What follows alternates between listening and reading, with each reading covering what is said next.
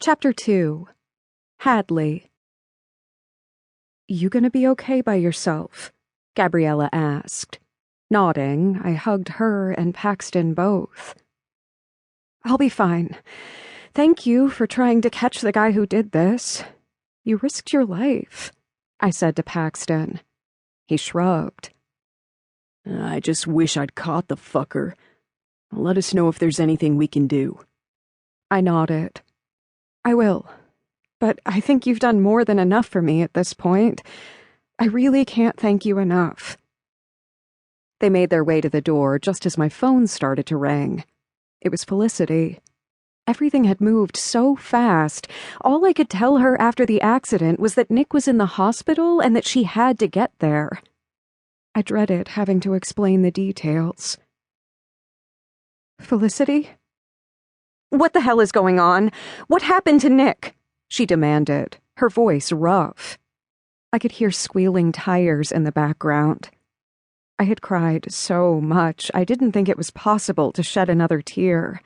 My mind was numb and my whole body hurt.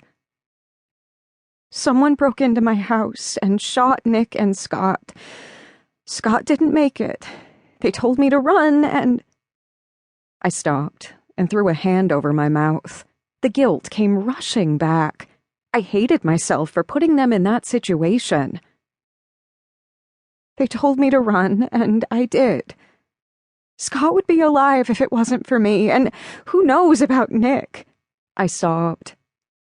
"It's not your fault. Nick will be okay. We have to believe he'll be okay."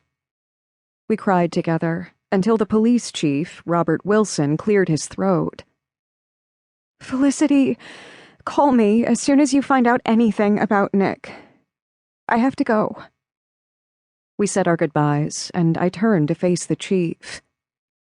"I know this is a difficult time for you, but I need to ask you some questions," he said.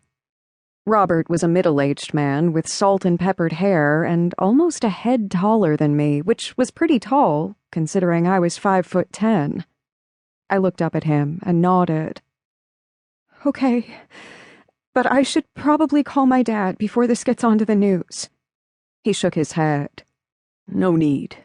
I called him already." I squeezed my eyes shut. "Does he know about Scott?" He sighed, and when I opened my eyes, he nodded. "He was a good friend of your father's, just like I am. George and I go way back, Miss Rivers, and with everything that's happened, I have a solution to keep you safe. Now, follow me. We have a long night ahead of us." "You're moving me where?" I gasped, shooting to my feet.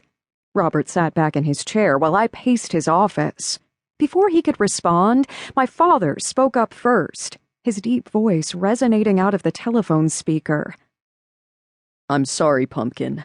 I know this isn't what you want, but we have to keep you safe at all costs." "I understand the concern, but why do I have to go all the way to Wyoming?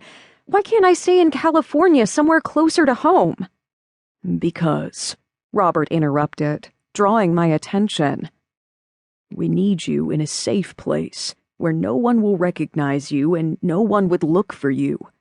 Even your father isn't going to know exactly where you're going." He leaned forward, his gaze serious. "With that being said, no one can know of your location, not even your friends. Understand? You will be going dark until we catch this bastard." My gut clenched, and I nodded, tears springing to my eyes at the thought of not seeing Nick or going to Scott's funeral. My mind shifted to Scott's family and the pain they'd be going through. I wouldn't be around to tell them how sorry I was. Then there was Nick, who was going to be fighting for his life without me to help him through. He'd always been there for me, and now I'd be leaving him in his greatest hour of need. My dad sighed, and the sound startled me. "Not to mention, sweetheart, your tour will have to be put on hold." I gasped.